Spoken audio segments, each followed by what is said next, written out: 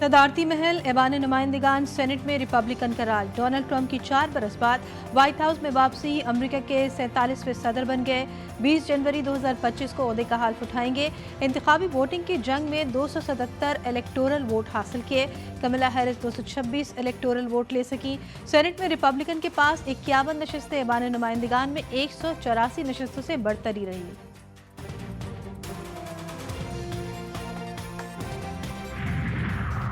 سابق صدر کا وکٹری خطاب، حامیوں میں جوش و خروش۔ نومنتخب امریکی صدر ڈونلڈ ٹرمپ کہتے ہیں سنہری دور کا آغاز ہونے والا ہے، میری قوم نے مجھ پر ایک بار پھر اعتماد کیا، امریکہ کے زخموں پر مرہم رکھیں گے، ملک کے تمام معاملات ٹھیک کروں گا، چیلنجز سے نمٹنے کے لیے اقدامات کیے جائیں گے۔ خطاب کے دوران جے ڈی وینس کو نائب صدر بنانے کا اعلان۔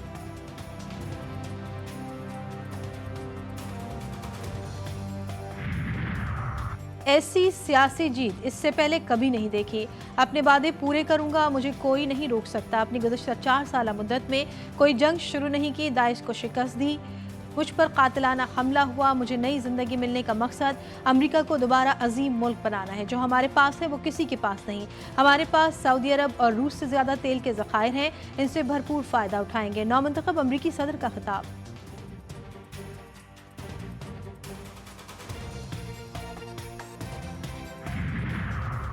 امریکی تاریخ کے اہم صدارتی انتخابات، جی ٹی وی نیوز کی خصوصی نشریات جاری، ناظرین کو پل پل کی خبروں سے آگہی، صدارتی امیدواروں کے انتخاب کا طریقہ کار، پاکستان پر ہوگا اس کا کیا اثر، امیگریشن اور خارجہ پالیسی پر کیا اثر ہوگا، ووٹنگ سے جشن تک، تبصرے اور تجزیے خصوصی کوریج میں سب سے آگے۔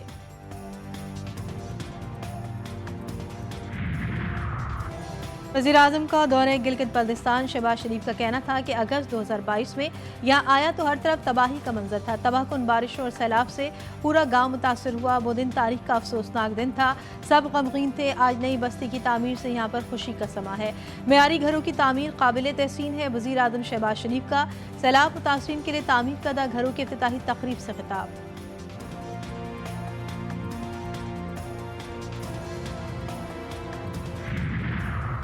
لاہور آج بھی شدید دھند کی لپیٹ میں، آلودہ ترین شہروں کی فہرست میں پہلا نمبر، ایئر کوالٹی انڈیکس میں بہتری، مریم اورنگزیب کہتی ہیں اسکولوں کو آن لائن کیا ہے، چھٹی نہیں دی اور پبلک آفیسز کو 50% گھروں سے کام کرنا ہوگا، سرکاری دفاتر میں میٹنگ صرف آن لائن ہوں گی، ہم اس وقت ہوا نہیں میتھین گیس کو سانس کے ذریعے لے رہے ہیں۔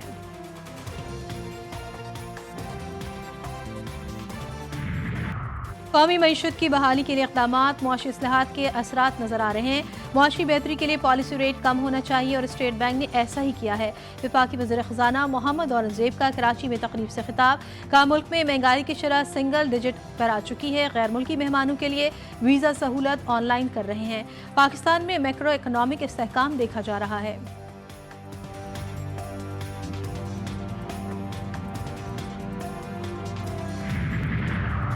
پاکستان اسٹاک ایکسچینج میں تیزی کا رجحان، 100 انڈیکس میں 405 پوائنٹس کا اضافہ، 92,709 پوائنٹس کی سطح پر ٹریڈ کر رہا ہے۔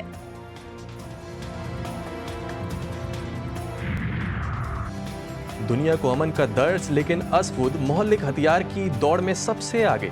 آج امریکہ جدید ترین ہائپر سونک جوہری میزائل کا تجربہ کرے گا۔ میزائل کی رینج 15,000 میل فی گھنٹہ ہے، جو آدھے گھنٹے میں دنیا کے کسی بھی کونے کو نشانہ بنا سکتا ہے، برطانوی میڈیا کا دعویٰ۔ اسرائیلی وزیراعظم کرپشن کے بعد ایک اور اسکینڈل کی زد میں، نیتن یاہو کے مشیروں پر خفیہ دستاویزات کو لیک کرنے کا الزام، میڈیا مشیر ایلی فلڈیسٹن سمیت متعدد افراد گرفتار، تحقیقات شروع۔ لیکس کے مرکزی کردار ایلی اسرائیلی فوج سے ریٹائرڈ ہیں، سیکیورٹی ذرائع کا کہنا ہے کہ ان لیکس کے ریاستی سلامتی کو خطرے اور یرغمالیوں کی رہائی کے مذاکرات میں خلل ڈالا ہے۔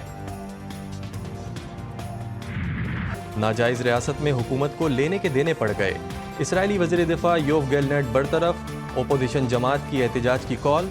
کارٹس کو نیا وزیر دفاع مقرر کرنے پر تل ابیب کی سڑکوں پر پرتشدد مظاہرے، ہزاروں افراد نے اپنے وزیر اعظم کو پاگل شخص قرار دے دیا۔ نیتن یاہو کا چیف آف اسٹاف رونن بار کو بھی برطرف کرنے کا منصوبہ۔ لبنان میں اسرائیلی فوج کے انسانیت سوز مظالم، خیام دیر الزہرانی اور طائر سمیت کئی علاقوں پر زمینی اور فضائی حملے، 24 گھنٹوں میں مزید 16 افراد شہید، 90 سے زائد زخمی۔ اسرائیلی ڈرون حملے میں ایک مسجد بھی تباہ۔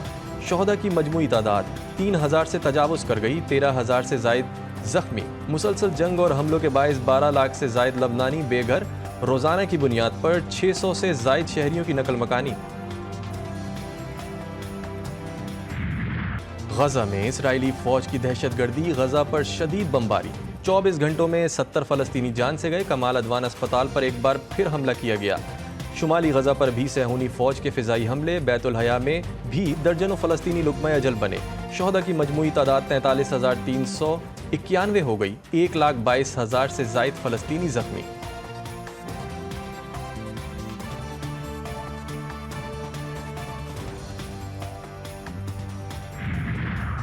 وزیر اعظم شہباز شریف سے ایرانی وزیر خارجہ عباس عراقچی کی ملاقات۔ وزیر اعظم کا غزہ میں جنگ بندی اور انسانی امداد کی فراہمی پر زور۔ ایران پر اسرائیلی حملے کی مذمت، ایران کی خود مختاری اور علاقائی سالمیت کی حمایت کا اعادہ۔ وزیر اعظم نے ایرانی سپریم لیڈر اور صدر مسعود پزشکیان کے لیے نیک خواہشات کا اظہار بھی کیا۔ پاک ایران برادرانہ تعلقات مزید مستحکم کرنے کے عزم کا اعادہ۔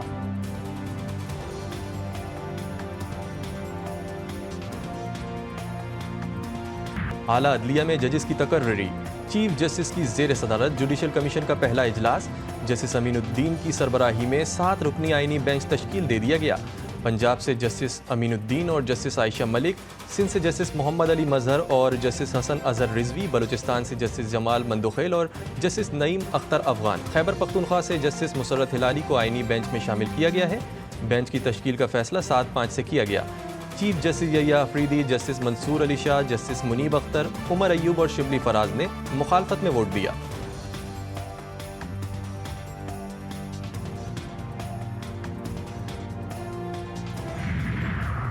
دونوں ایوانوں میں ہونے والی قانون سازی پر سیاسی ہلچل۔ پی ٹی آئی رہنما اسد قیصر کی مولانا فضل الرحمان سے ملاقات۔ اعلیٰ عدلیہ اور فوج سے متعلق قانون سازی پر مشاورت کی گئی۔ پی ٹی آئی کے وکیل فیصل چودھری کا کہنا ہے کہ ہمارا اور مولانا فضل الرحمان کا حکومتی قانون سازی کے خلاف موقف ایک ہے۔ اس قانون سازی کو غلط قرار دیتے ہیں۔ جس طرح سے آئینی بینچ بنایا گیا وہ عدلیہ پر حملہ ہے۔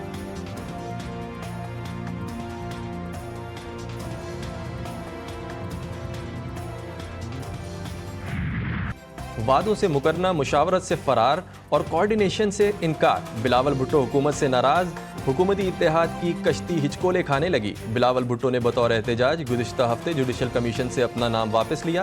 بلاول کا کہنا ہے کہ حکومت نے جوڈیشل کمیٹی میں مسلم لیگ نون اور پی پی کی مساوی نمائندگی کے وعدے کو پورا نہیں کیا۔ حکومت کے ساتھ پی پی کے مستقبل کا فیصلہ پیپلز پارٹی کی سینٹرل ایگزیکٹو کمیٹی کرے گی۔ بلاول بھٹو وطن واپسی پر سینٹرل ایگزیکٹو کمیٹی کا اجلاس بلائیں گے، اہم فیصلے متوقع۔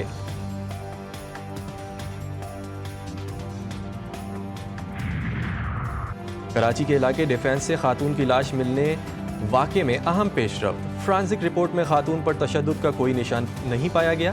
پولیس نے بے ہوشی میں ملنے والے شخص کا بیان ریکارڈ کر لیا۔ مذکورہ شخص رشتے میں لڑکی کا بہنوئی ہے۔ مذکورہ شخص نے بتایا کل صبح 8 بجے سالی کو گھر کے باہر سے پک کیا تھا۔ اچانک گاڑی میں دھواں بھر گیا، باہر نکلنے کی کوشش میں بے ہوش ہو گئے۔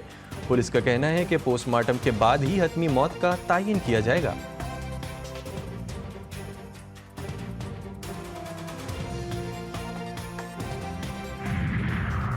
جنوبی وزیرستان میں نامعلوم ملزمان کا کار پر راکٹ لانچر سے حملہ۔ ملزمان کی اندھادھند فائرنگ سے پولیس اہلکار سمیت 3 افراد جاں بحق۔ لاشوں کو پوسٹ مارٹم کے لیے وانا اسپتال منتقل کر دیا گیا۔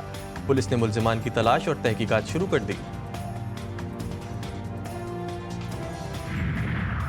پسند کی شادی کرنا نوجوان جوڑے کو مہنگا پڑ گیا۔ لاڑکانہ کے بیت المال کالونی میں مسلح افراد کی فائرنگ سے میاں بیوی قتل۔ دونوں نے کچھ عرصہ قبل پسند کی شادی کی تھی۔ قتل کی واردات کے بعد ملزمان فرار، پولیس نے تحقیقات شروع کر دیں۔